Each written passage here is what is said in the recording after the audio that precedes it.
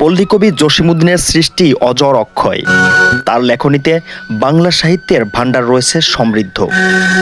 কবির গ্রামের বাড়ি তার স্মৃতিচিহ্ন ধরে রেখে একটি পর্যটন অঞ্চল হয়ে উঠতে পারে, তবে সরকারি কর্তৃপক্ষের অবহেলায় তার স্মৃতি বিজড়িত বাড়িটির অবস্থা এখন করুণ।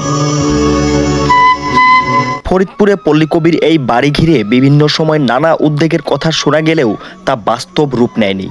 বেশ অযত্ন আর অবহেলায় পড়ে আছে কবির বাড়ি ও তার ব্যবহৃত সব জিনিসপত্র।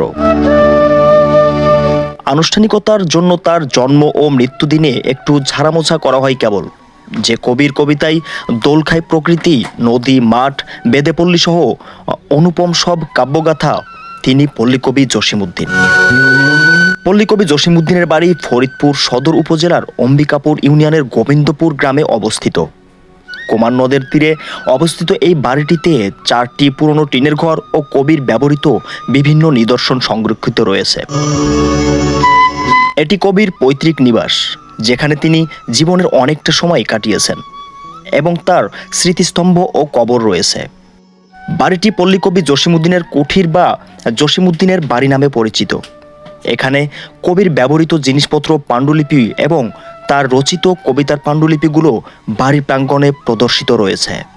কুমার নদের পাশে শান্ত ছায়া সুনিবিড় পরিবেশে কবির বসত বাড়িটি এখনও অটুট রয়েছে। প্রতি বছর জানুয়ারিতে কবির জন্মবার্ষিকীতে এখানে জসিম মেলা অনুষ্ঠিত হয়।